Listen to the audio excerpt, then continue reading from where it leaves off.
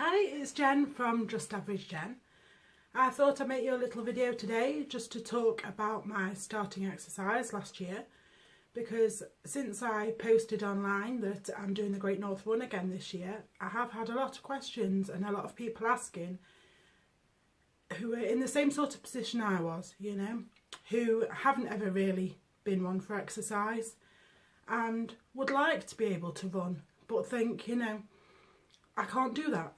How do you start running when you've never run really before? So I thought I'd tell you a bit more about how I started, and hopefully that'll help some of you. Back when I was at school, I hated PE. I managed to do about 2 years of school with only doing PE a couple of times. I constantly wasn't well, or I'd twisted my ankle and I just couldn't possibly do PE that day. And the reality was I had no self-confidence, so I didn't think I could do it. I hated my body, and to be honest, I just didn't like it. So a bit of a combination, and I tried to avoid PE.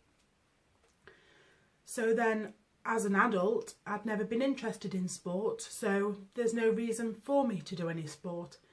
As I put the weight on, of course, like we all do, the bigger we get, to some degree the lazier we get.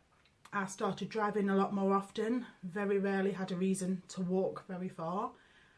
And then when I developed fibromyalgia, that made it more difficult because I was in a lot of pain when I was walking. So I very much parked as close as I could to shops, walked around the shops, back home in the car. But that's no way to live. Lost weight and things did improve. My fibromyalgia has improved so much, it's unbelievable. I still have pain sometimes, but it's a different life now. And whilst when I got to my weight loss target, I was a size 6 to 8, I still wasn't fit, not fit at all.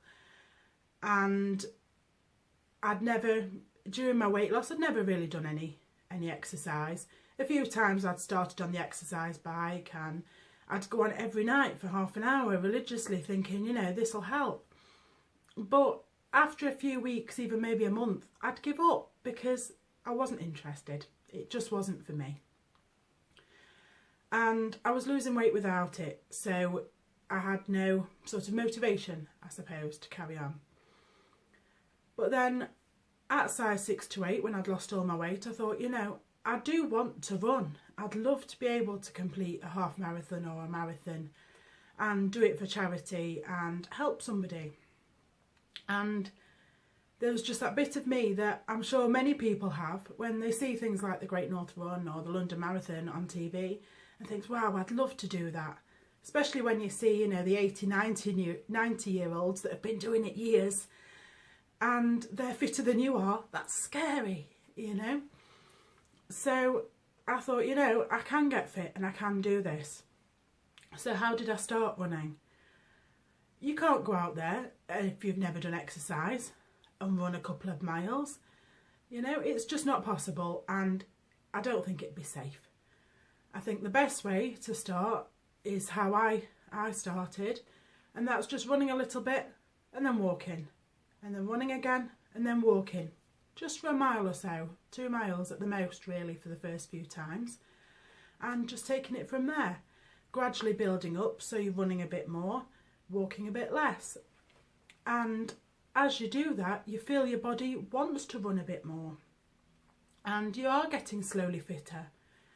For me, with my asthma, I had quite a battle with that in finding the right medications to help me with my running, because I did find that starting to run did make my asthma a little worse at first. But once I got the right medication, there was no problem with that. Some of the famous athletes that are out there have got asthma, so I suppose it's very much possible. And building up, bit of running, bit of walking, before you know it, you can do further and further. And I completed the Mansfield 10k, and that showed me I could do it. And then of course building up more and more, then I did the Great North Run last year, and while some people run the whole 13.1 miles, I didn't, but you don't have to. You have to complete it to get your medal. You don't have to complete it just behind Mo Farah. You just have to complete it before the cut-off time, which is hours and hours. And most people could walk it in that cut-off time. But it is called the Great North Run, so I wanted to run it. But there's no way I was ready, after just 20 weeks of exercise, to run a whole 13 miles non-stop. I'm hoping I might be able to this year, but we'll see. And I ran probably about 1.5 miles, walked a little bit, then ran again. But I completed the Great North Run, 13.1 miles in 2 hours and 24 minutes, because I had trained for it and I had built up gradually. And that was just 20 weeks after starting running.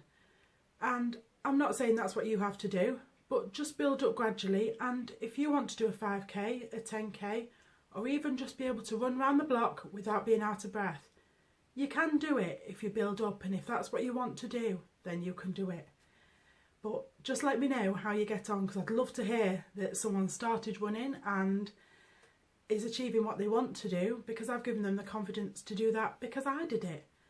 And follow my story and you'll see how I do in the Great North Run this year. I'm hoping to get a better time than last year, but time will tell.